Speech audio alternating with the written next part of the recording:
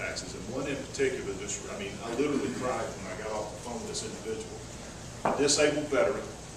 His family had owned this home and property for generations. They owed no mortgage on it. His wife had deceased. He was there. Disabled veteran was living off his disability and Social Security, but he couldn't pay the property tax. He was being evicted from his home, and it was being taken by the government. In the state of Georgia, we never own anything because the state basically has, or the local government has a lien on your property forever. So that's something that we have to address at some point. How are we going to fund our local governments, but in a different way? Because this, in our current economy, there's been numbers that have fallen into that trap.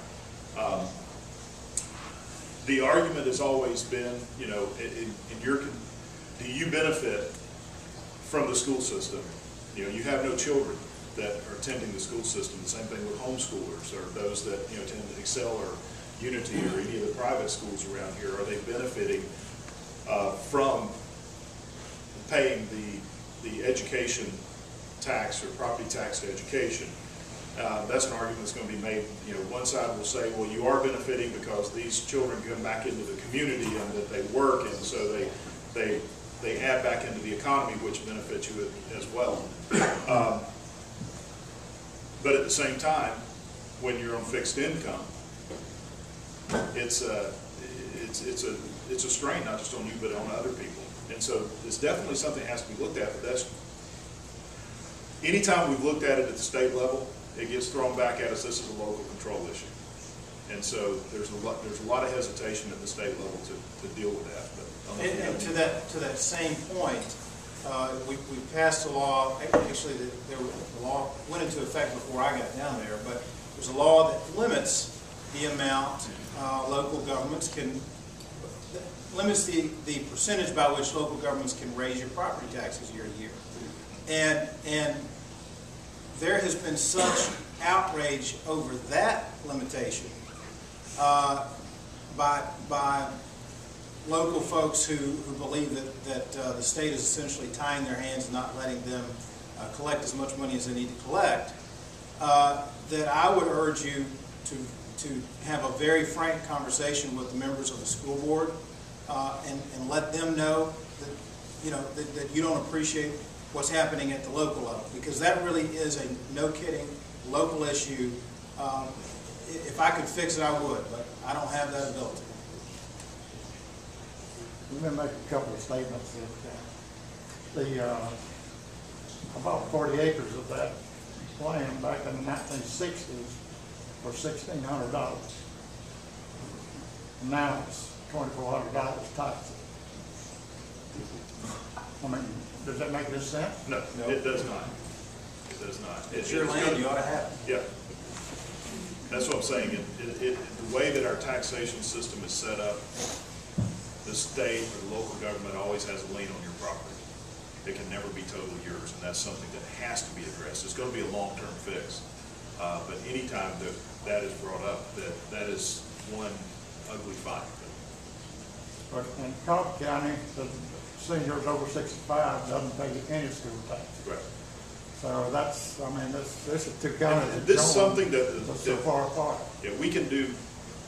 There's what's called local legislation, which is the original government that was established here was the state government. You always go through your Constitution. Where are your constitutions? Well, the Constitution is with the state of Georgia. That was the original government that was set up back in the early 1700s. That is the government representative of the people. County and city governments were established by the state government for administration purposes, basically. There is an element of local control that is written in the Constitution to give some flexibility there. But is anything that's done that changes the charter or how much how many members are on the county commission or the city council, all that is done at the state level, and it's done through local legislation. I say that to say that is something that the state can do to impose here in Bartow County. But our delegation rules state that to do anything like that, we need to have a resolution passed by the local government stating, we want to make this change. And that's, as we continue on and eventually may change our delegation rules, but Representative Coomer and I are even dealing with something in Floyd County right now where the commission asked us to do something. Well, we haven't acted on it yet because all of a sudden it came back to bite them and they changed their mind and they've withdrawn it. But that is something that can be done, but as Christian said, it needs to be lobbied at the local level. Well, back, one more statement, back when I was going to school, my parents paid tuition, bought the books, and I carried a brown bag. Okay. Probably got a better education too, didn't you? Yes, sir. Just to piggyback off of that, and Christian, I know you spoke to us at the chamber breakfast and we talked about 1162. You stated a few seconds ago there's not a lot that you can do. I'm going to respectfully disagree with you. One of the things that I asked you to do in an email is to make sure that you guys do a good job of presenting the facts of the bill to our community. For example, one of the questions that's asked is the funding of the bill. And I applaud the legislature for including language that says that no local funds will be lost through the charter school amendment. One of the concerns that I have as a parent is that state funds will be used for that, and that the state can establish those schools without our say as a local community. That concerns me because as those state funds are shifted to those schools, our school board is going to be forced to raise taxes on us, as we've done last night. I think that you guys need to do a good job of presenting facts on funding, the language of the resolution, so that folks clearly understand when they vote what they're voting for. I read the resolution, and it appears that you would be voting in favor of increasing student achievement and giving the state or your local boards more control, when actually it looks like local boards have less control over those schools. Well, one thing 1162 does is just really takes us back to what we've been doing for 10 years because the Supreme Court made a, in my opinion, ridiculous decision. 5-4, very narrow, it was 5-4, I believe it was, decision. I've got,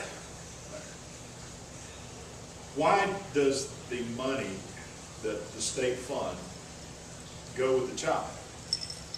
Because the burden of educating that child is no longer at that local school. Okay, we've gone in the past 30 years from the average of being $1,100 per student cost to over $9,000 per student. And that's already adjusted for inflation. Is that what it is at Bartow? This is a national standard, and it's around, I think, $7,500, $8,000. I believe the Bartow amount is about $9,200 per student. I looked it up recently. There's a state website you can go and look up these numbers, and it even break it down by where the money comes from, which tax source.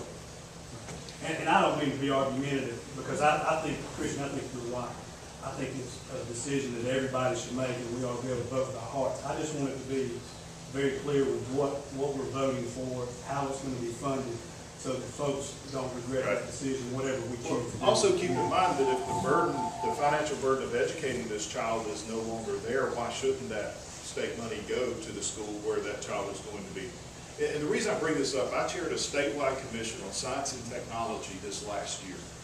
One of the things that we do in the legislature is study committees, and I've been on several of those. And typically a study committee is when a legislature has an idea of something he wants to do, so he puts together a committee and he invites people in that supports what he wants to do just to justify this idea. Well, I wanted to take a good hard look at why Georgia is not seeing this significant increase in science and technology jobs, even during the recession that we've been in. The science and technology field has continued to grow, but we haven't seen that growth in Georgia. And what amazes me is Metro Atlanta area is known as the health information technology capital of the entire world. We're also one of the top data center capitals in the world. So if we are becoming this technology mecca, why are we not seeing this rampant increase in Georgians being hired? So I put together a commission that was 2 members of the House and 2 of the Senate. I chaired the commission, but we also